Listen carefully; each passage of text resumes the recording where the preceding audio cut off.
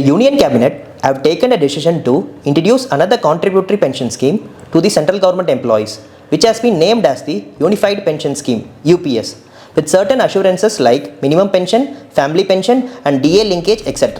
But the scheme remains to be contributory in nature. The employees have to contribute 10% of their wages in UPS also. While some of the central government employees organization met the Prime Minister and conveyed their happiness for government decision, the AIDEF, the major federation of defence civilian employees, have stayed away from the meeting with the Prime Minister and have expressed their dissatisfaction for the government not restoring the old pension scheme, which is all along their demand.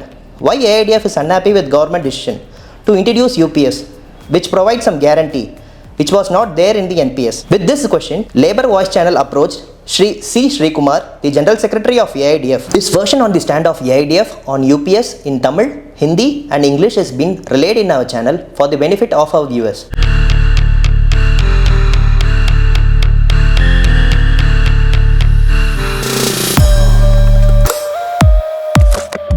On the 24th of August, the Government of India, in the Cabinet meeting chaired by the Honorable Prime Minister Narendra Modi ji, have taken a decision to introduce another system of pension for the central government employees. All of you know there is a pension, a non-contributory, defined, time-tested and guaranteed pension under CCS Pension Rule 1972, which is generally being called as a old pension scheme. That is applicable only to those government employees who entered service up to 31/12/2003. Thereafter, the government introduced another pension scheme which was originally called as New Pension System. Subsequently, they changed it as the National Pension System. In short, it is called as NPS, which is a contributory pension scheme where the government employees have to contribute every month 10% of their wages, but without any guarantee, without any scope for the decent and dignified retired life of a government employee. Therefore, for the past 20 years, including All India Defence Employees Federation, the central government employees, the state government employees, all these organizations are on a warpath and they are relentlessly fighting with the single point demand: withdraw, scrap NPS and restore the non-contributory old pension scheme. And on the 8th of August 2023, last year, in Ram Leela Maidan at Delhi, more than 5 lakh employees from all over the country, representing railway, defence, postal, income tax, state government, all these employees assembled in the Ram Leela Maidan. And while addressing those 5 lakh employees who came all the way from different parts of the country, our President, AIDEF President Comrade S.N. Pathak, and myself as the General Secretary of AIDEF, we have categorically declared there, not only we, all the other central government employees, state government employees, leaders declared there that we are having only one single point agenda, one single point demand, that is to withdraw and scrap the new pension scheme, that is NPS, and restore the non-contributory old pension scheme. This was the declaration made there. But unfortunately, the government of India, they have appointed a committee. Because of all this struggle and pressure, they appointed a committee. But what was the mandate given to the T.V. Somanathan committee? That he categorically told when we met him, he has categorically told that my mandate is only to recommend certain improvements in NPS. I cannot recommend for restoration of the old pension scheme. So when this is categorically told, then what is the meaning in going and sitting with him and discussing? So therefore the All India Defence Employees Federation has taken a correct position that there is no meaning in further continuing any dialogue with this committee, and so therefore we boycotted the committee.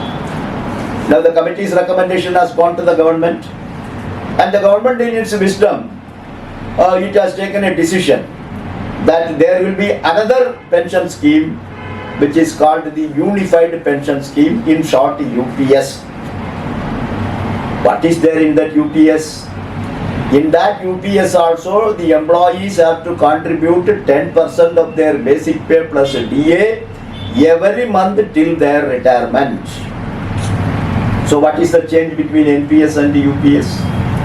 There also 10% the employees have to contribute, here also the employees have to contribute. But what the government is telling, now we are giving you 50% of the 12 months average, last 12 months average basic pay as a pension, and 10,000 rupees as a minimum pension guaranteed, and 60% of that 10,000 will be family pension.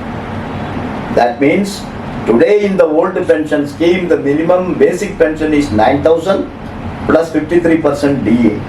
Family pension also is 9,000 plus 53% DA. But in the UPS, the family pension will be reduced to 6,000 rupees because it is only 60% of 10,000. And on the plea that the government is giving the employees 50% of the last 12 months average basic pay as pension, the government is taking away the entire contribution of the employees.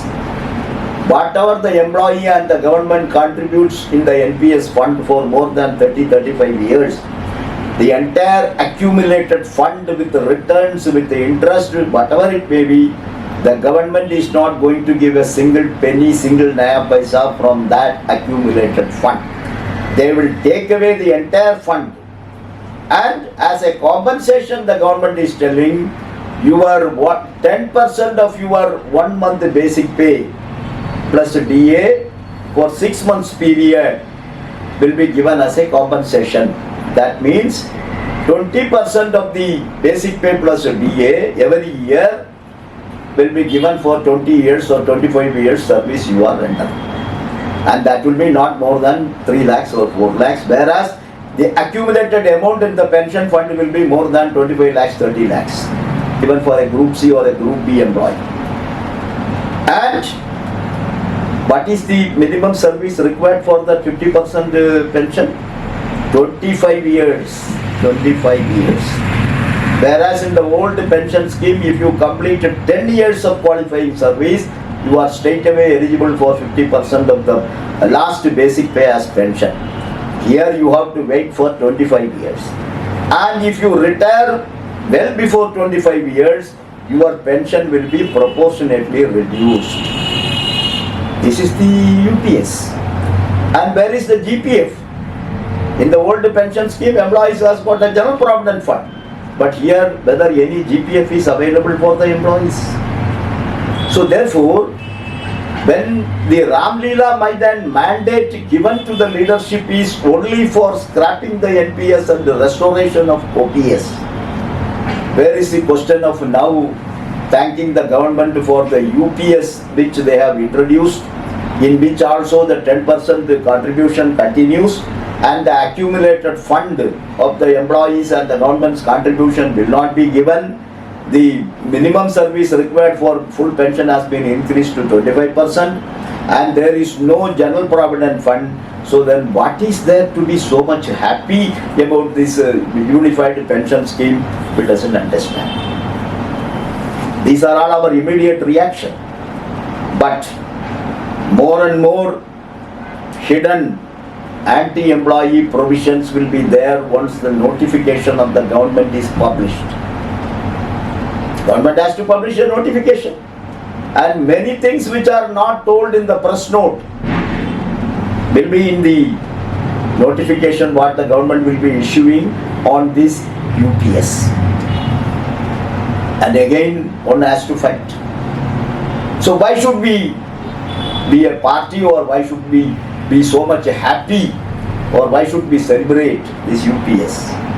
We should go by the mandate given by the central government and state government employees at Ram Leela Maidan. We cannot surrender the pension right of the employees, which is a fundamental right according to so many Supreme Court judgments.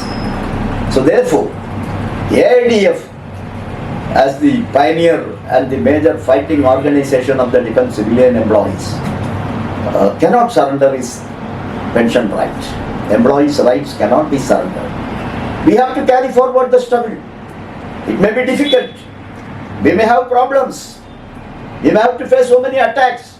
But then once we are convinced and once as an organization with the conviction to fight for the rights and benefits of the employees, the AIDEF has to carry forward its movement for restoration of the non-contributory old pension scheme, and in that battle all like-minded organizations, they will try to bring them together on one platform, and then in the coming days the struggle to scrap the NPS, the struggle to restore the old pension scheme to the government employees, whoever is recruited on or after 1/1/2004, it will be intensified. I appeal to you, all the central government employees and state government employees, please join this struggle so that working class struggle has never become a failure ever. Working class has always won the struggle, and I am confident a day will come where all the central government and state government employees will be governed by the non-contributory old pension scheme. Thank you, Comrades.